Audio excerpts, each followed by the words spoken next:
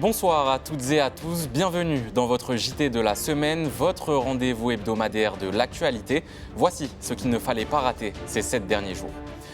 On ouvre ce journal avec un exercice impressionnant mené ce lundi par les forces armées aux Antilles. À Saint-Pierre, la Marine nationale a simulé une évacuation par la mer, permettant à l'équipage du Ventose de répéter ses gammes, sur terre comme sur l'eau. Un entraînement essentiel qui pourrait être déterminant en cas de catastrophe naturelle ou de situation de crise. Notre rédaction a suivi cet entraînement.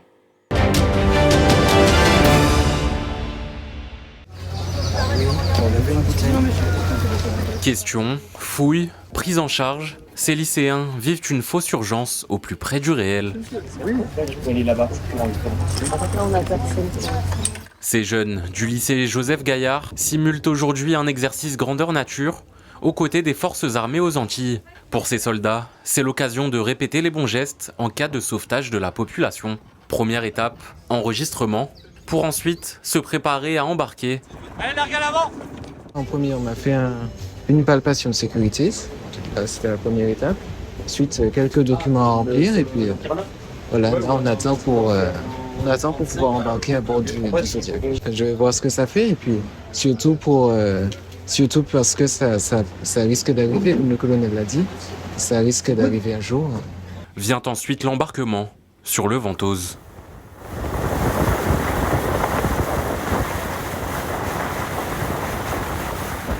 Ce bâtiment est très souvent utilisé dans les opérations contre le narcotrafic dans les Antilles, mais aujourd'hui, il se prépare à un éventuel sauvetage.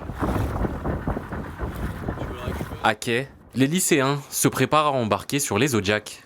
Une fois à bord du Ventose, les opérations d'entraînement se succèdent, sauvetage d'un individu à l'eau, et même une alerte à l'incendie dans certains ponts inférieurs. À bord, le principal risque. Des manœuvres que la population civile ignore et ne doit pas savoir pour éviter toute panique à bord. Le but, c'est de faire ça le plus discrètement possible pour éviter de faire paniquer le personnel pour embarquer. L'exercice du jour avec l'évacuation de ressortissants, c'est hyper important dans le sens où il y a 2 ans, on en a fait un en réel à Haïti. Donc, ça permet de faire des rappels et on n'est jamais à l'abri de le faire en vrai. Et du coup, c'est d'autant plus important de se traîner à faire les exercices tels que l'incendie au cas où ça arrive en réel. Des gestes toujours bons à rappeler, surtout que ce navire et son équipage avaient participé à une opération de secours en Haïti. C'est un exercice qui nous permet de valider notre organisation, de préparer tout l'équipage à cette activité qui n'est pas courante, mais qui se produit. C'est aussi pour nous l'occasion de créer un lien avec la population martiniquaise, qui est notre raison d'être ici aux Antilles, puisqu'on a comme mission principale d'assurer la sécurité et la défense de nos concitoyens aux Antilles. Assurer la sécurité des citoyens martiniquais, tout en effectuant les missions de lutte contre le narcotrafic. Le Ventose et son équipage se sont ensuite dirigés vers Fort-de-France pour terminer cet exercice. Toujours en début de semaine, changement d'ambiance, place maintenant au sport et à l'aventure. La Martinique accueille cette année la 9e édition du Raid des Alizés qui a commencé mardi et s'est terminée aujourd'hui. Une épreuve 100% féminine qui a réuni 225 aventurières prêtes à se dépasser sur un parcours qui a été tenu secret. Les détails avec Dorian Cayouela. On est là parce que dès demain arrivent les 225 participants du Raid des Alizés Martinique. C'est la 9e édition. C'est un événement qui s'est installé dans le temps dans un cadre magnifique qu'est la Martinique et qui consiste en un raid de kayak, de trail et de VTT pendant 5 jours au cœur de la nature martiniquaise. Le parcours change chaque année, il est gardé secret. On fait la surprise aux participantes qui pour la majorité viennent de l'Hexagone mais aussi de Suisse, du Canada, de Sainte-Lucie, de Belgique. Donc c'est un événement qui trouve son succès aussi, en tout cas dont le succès est reconnu un peu partout aux Antilles et en Europe. Donc c'est la 9e édition du Raid des Alizés. Cet événement a été lancé, je le rappelle, en 2015, donc ça fait 10 ans que l'événement est désormais bien ancré sur le territoire martiniquais. Il offre donc la possibilité, l'opportunité de découvrir les plus beaux joyaux de la Martinique, à travers les différentes épreuves que sont le VTT, le trail, le kayak. Cet événement est co-organisé avec le comité martiniquais du tourisme, également avec toute une série de prestataires et de partenaires locaux qui nous accompagnent depuis 9 ans, qui permettent à cet événement d'être une grande réussite. Mardi, à l'occasion de la Journée internationale pour l'élimination des violences à l'égard des femmes, 4 organisations ont uni leurs forces en Martinique. Plusieurs actions ont été menées sur le territoire, entre le campus de Schellcher et la rue piétonne à Fort-de-France. Dorian Cayuela a suivi les militants. Violences sexistes, violences faites aux femmes, en Martinique, trop de vies en portent encore les cicatrices. Ce matin, sur le campus, des étudiants volontaires se sont réunis pour comprendre, repérer et mieux combattre ces violences qui frappent souvent dans l'ombre. C'est un sujet qui me paraît pertinent, surtout à notre époque. Il faut vraiment comprendre qu'est-ce qui se passe, qu'est-ce qui mène à des actions de dérive, on va dire, et qui peuvent avoir des lourdes conséquences sur des familles, sur des enfants, des personnes, etc. Sur notre territoire, une femme sur 5 subit des violences conjugales. Un chiffre glaçant que le collectif féministe prend à bras le corps. Occasion pour nous d'aller plus loin que ce que nous avons l'habitude de faire. Le constat, il est fait. Les femmes sont majoritairement concernées par les questions de violence. C'est véritablement comprendre que la société dans laquelle nous vivons est une société qui n'est pas faite pour les femmes. Et cette société nous sommes des êtres construits. Et qu'est-ce qui nous construit? C'est tout ce qui nous entoure. Et tout ce qui nous entoure considère les femmes comme un genre inférieur. Et par conséquent, c'est ça qu'il faut que nous interrogions. En Martinique, plus de 1200 femmes ont porté plainte cette année pour des violences commises par un homme. Comme cette mère de famille qui, après le signalement de l'infirmière de sa fille, a pu trouver une solution grâce au SAMU social et à l'UFM. Une bouée de sauvetage qui lui a permis de se mettre à l'abri. Ici, ça se passe très bien. Je suis bien logée et nourrie. Et c'est après qu'on m'a dirigée ici parce que j'ai expliqué la situation que, en fait, avant, au début, j'ai porté plainte contre le papa avant d'arriver dans le logement. J'ai expliqué ma situation parce que j'étais vraiment pas bien. J'étais à 2 doigts de tout casser, tout machin. C'est après que je me suis dit, bon, les choses vont s'arrêter là. Maintenant, je prends une nouvelle vie en main. Certaines trouvent refuge et accompagnement au CHRS de Fort-de-France, un lieu discret où elles peuvent souffler, se reconstruire et préparer un vrai nouveau départ. Le préfet de la Martinique s'y est rendu pour l'occasion. Comme ici, dans ce CHRS, qui, le jour comme de nuit, même à 3h du matin, peuvent trouver une solution d'hébergement à une femme qui a été victime de violences et à ses enfants. Plus d'une 40aine de places qui sont offertes. C'est notre premier partenaire pour l'hébergement de femmes victimes de violences.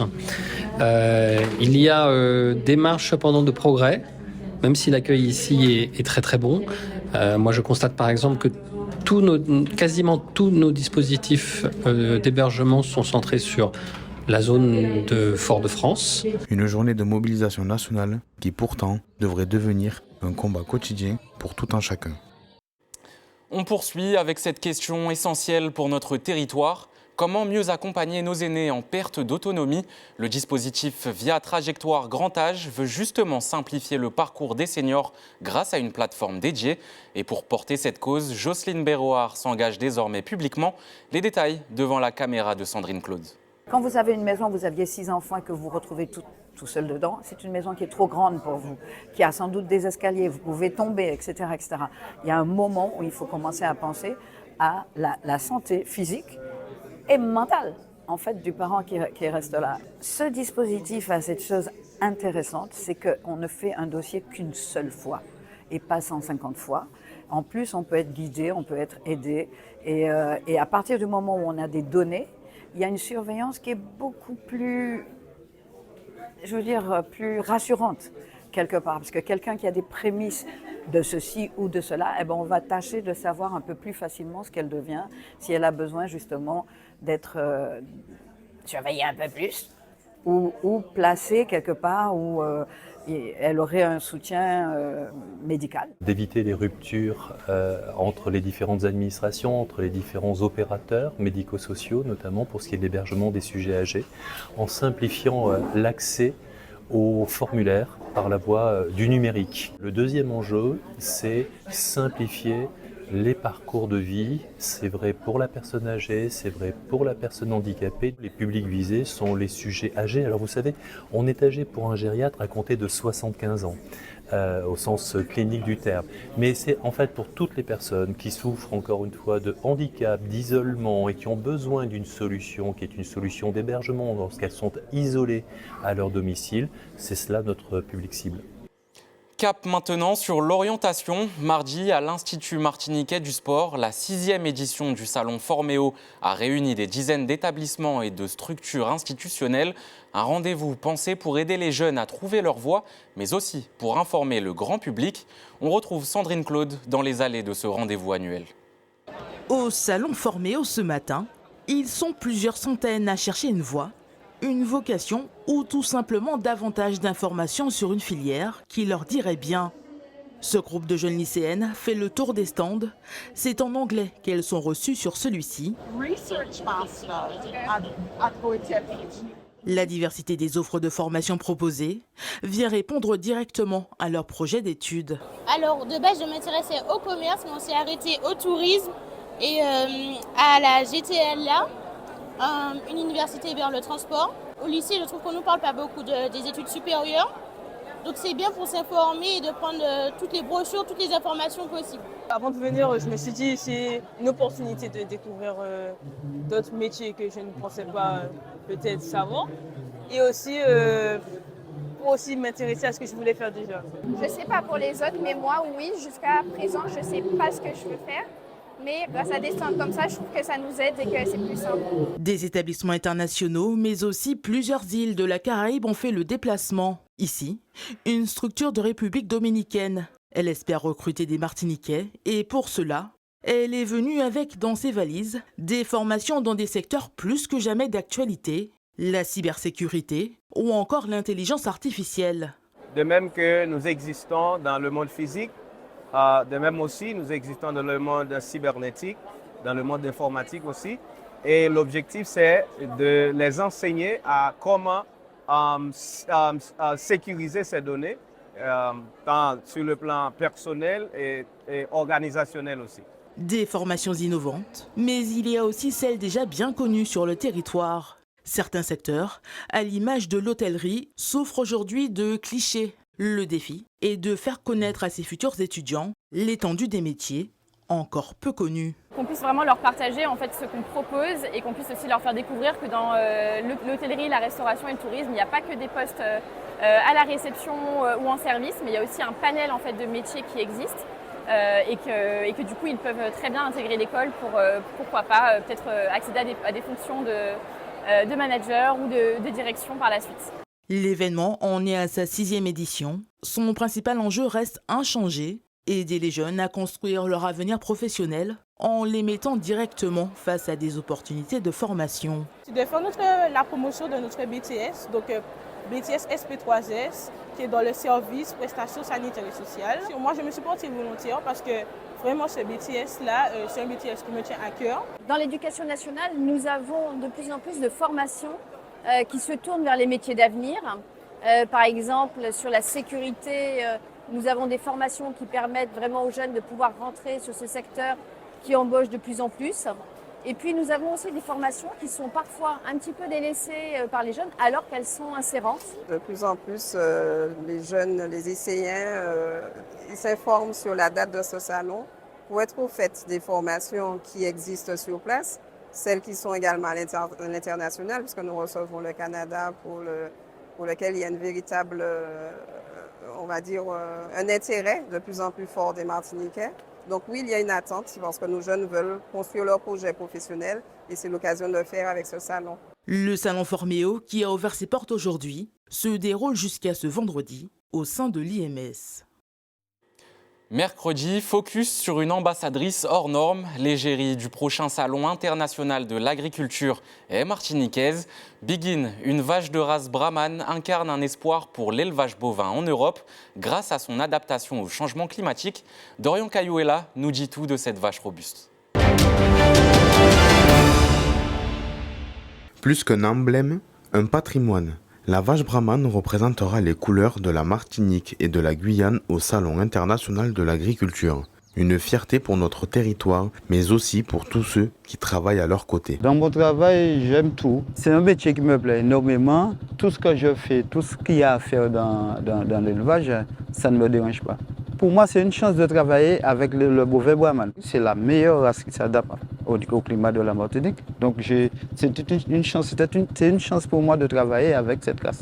La délégation brahmane comptera 8 animaux, 5 vaches dont l'égérie, 2 génisses et un taureau. Arrivée à Martinique dans les années 1950, la race brahmane, reconnaissable à sa bosse, son fanon lâche et ses grandes oreilles, est appréciée pour sa viande maigre et savoureuse. C'est une grande fierté, autant pour l'ensemble de la production agricole que pour l'ensemble des Martiniquais et même plus largement des Guyanais qui œuvrent à développer cette race depuis plusieurs dizaines d'années sur les 2 territoires. C'est un projet qui est assez challengeant à mener puisque c'est la première fois qu'une région ultramarine exporte en fait sa génétique bovine à la direction de la France hexagonale.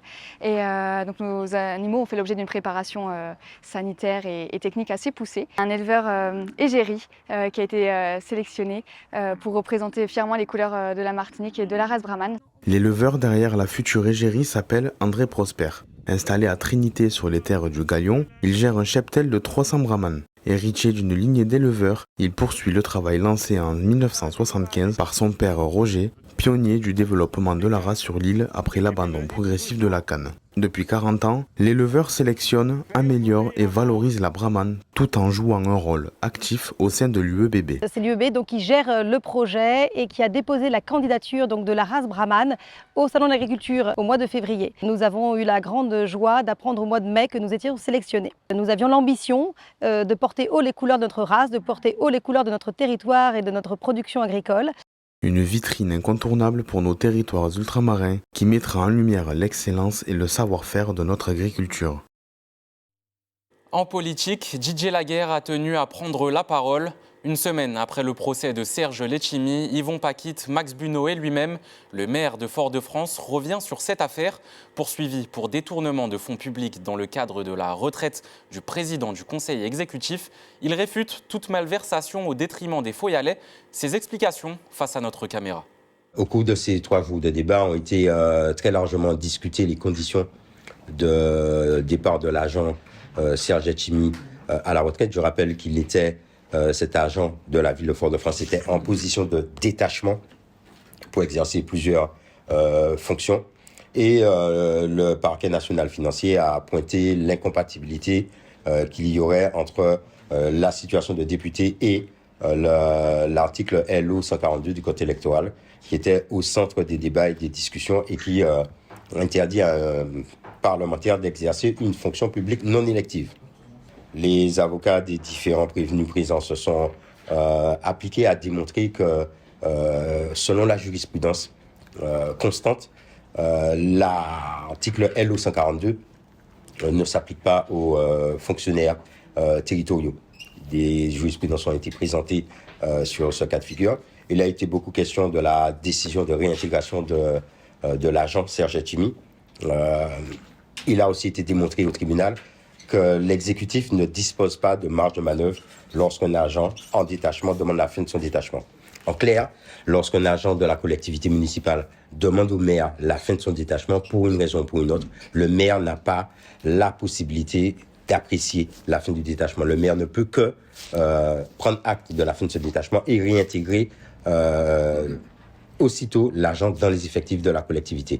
Donc en clair, le tribunal dit que me poursuivre pour avoir pris de l'argent des Foyalais, pour avoir donné à un parlementaire, il requalifie les faits, ça n'a pas de sens. Et donc sur la base des éléments présentés par le parquet financier, le tribunal a requalifié les faits en délit de conclusion. Et il a mis sa décision en délibéré au 19 février. Et donc j'attends sereinement que cette décision tombe, et je ne doute pas que justice soit rendue, surtout, et qu'on reconnaisse qu'il n'y a pas eu de traitement particulier dans cette affaire. Panique à la pompe ce jeudi après-midi suite à un préavis de grève déposé par la CGTM à la Sarraz. La crainte d'une pénurie d'essence s'est rapidement propagée, ce qui a provoqué des stations prises d'assaut et des embouteillages monstres sur les routes. La direction de la Sarraz a réagi en assurant que ses services continuaient normalement et en appelant à la prudence face aux informations circulant sur les réseaux sociaux. Regardez la réaction des automobilistes. C'est vrai que c'est assez embêtant. Après une journée de cours ou une journée de travail, je pense que tout le monde a envie de rentrer, de se reposer. Surtout que c'est un problème récurrent. Donc ça ne fait pas forcément plaisir, mais ça devient même quelque chose de normal et je pense que ça c'est un problème. Je trouve que c'est un truc qui dure, ça fait un petit moment quand même. Et je pense qu'ils auraient dû trouver un accord déjà favorable pour pouvoir arrêter tous ces problèmes. Pour le carburant, non, je ne suis pas inquiet. Je ne suis pas inquiet parce que bon, je pense que c'est un truc qui ne va pas durer longtemps. Parce que ça n'a jamais duré longtemps. Je trouve qu'ils vont trouver un accord, mais bon, je trouve que les gens quand même, la population quand même, certaines personnes exagèrent. Parce que bon, ils ont déposé un préavis de grève, mais ça ne veut pas dire que, voilà quoi, ça sera bloqué. Parce que là, il y a un embouteillage fou. On a vu ce pourquoi ils sont mobilisés. C'est une cause qui est plutôt noble. Mais il faudrait qu'ils trouvent un autre moyen de militer parce que en fait sur l'île où nous on est tous bloqués, il y a des choses à faire. J'étais plutôt pressé, j'ai dû faire plus d'une demi-heure de queue pour faire un plein.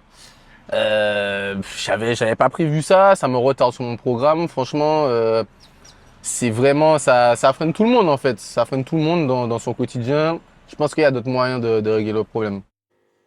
Après les embouteillages et l'affolement dans les stations jeudi, focus maintenant sur la raffinerie de la Sarraz.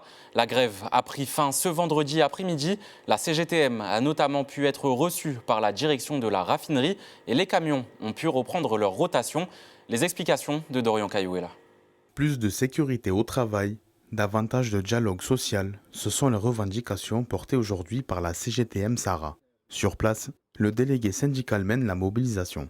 Ça fait 8 ans qu'on n'a pas de fiche de coefficient sur les fiches de poste. Avant ça, on a été volé pendant 20 ans sur les indemnités de congés payés. Et là, maintenant, ils recommencent avec les fourchettes de coefficient. On demande simplement d'échanger.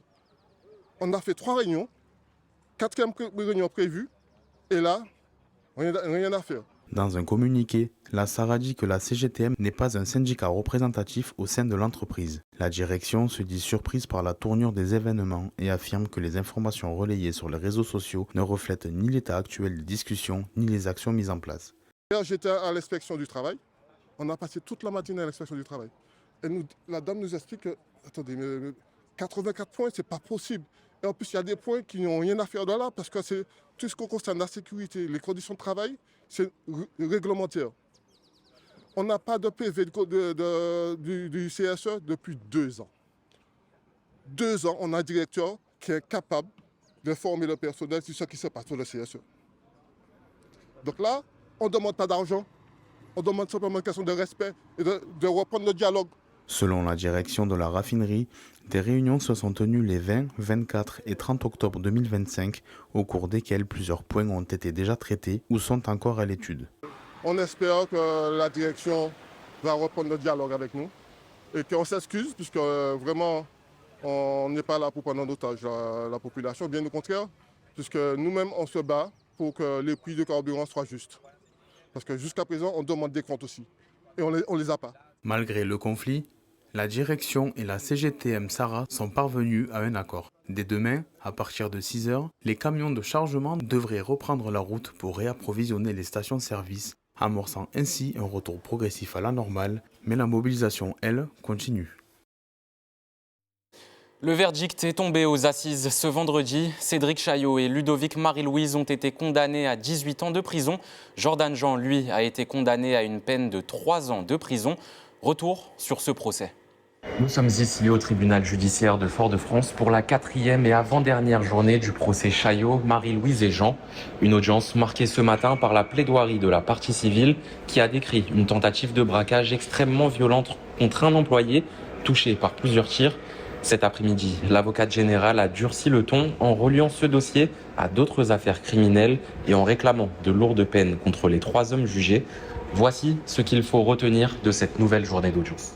Ce matin, place à la plaidoirie de Maître Suti. L'avocat représente Eddy, la victime, cet employé visé par une balle en pleine rue le 9 mai 2019. Il rappelle une scène d'une extrême violence. Je cite, « 2 individus armés lui réclament les clés du dépôt. Eddy s'enfuit. Il tire à plusieurs reprises. » Pour Maître Suti, impossible de douter, c'est une opération préparée, une équipe organisée avec un chauffeur, un guetteur et les tireurs. L'avocat s'appuie sur les premières déclarations de Jordan Jean, des propos où il désignait Ludovic Marie-Louise et Cédric Chaillot comme auteurs des tirs. Maître Suti demande la reconnaissance de la tentative d'homicide volontaire et affirme « On a voulu tuer cet homme pour voler des T-Max ». Cet après-midi, place aux réquisitions de l'avocate générale. Elle fait le lien entre ce dossier, le meurtre de Willie McCaid et le triple homicide survenu à Fort-de-France en début d'année. Selon elle, les affaires sont liées par les mêmes réseaux, les mêmes méthodes. Elle revient longuement sur l'arrestation de Cédric Chaillot quelques semaines après sa cavale dans une villa au François. Autour de lui, dit-elle, toujours les mêmes, Ludovic Marie-Louise et d'autres recherchés, comme dans l'affaire du Maximus par exemple. Pour l'avocate générale, ce groupe forme un véritable noyau criminel. C'est le sang, c'est les sous, les armes, des gens qui se retrouvent pour mener le même type de projet. Pour la procureure, l'objectif dans ce dossier aurait été simple. Voler plusieurs motos d'une valeur pouvant aller jusqu'à 80 000 €. Eddy aurait été visé parce qu'il avait été observé, suivi et que le moment semblait propice pour monter le braquage. Elle rappelle que Jordan Jean a toujours reconnu être le chauffeur de la Clio rouge et interroge sa version. Si vous aviez si peur, pourquoi continuer à faire les courses pour Marie-Louise quand il était en prison? Pour elle, le silence de Monsieur Jean à la barre montre une manière de se comporter toujours en réseau. Puis viennent les réquisitions.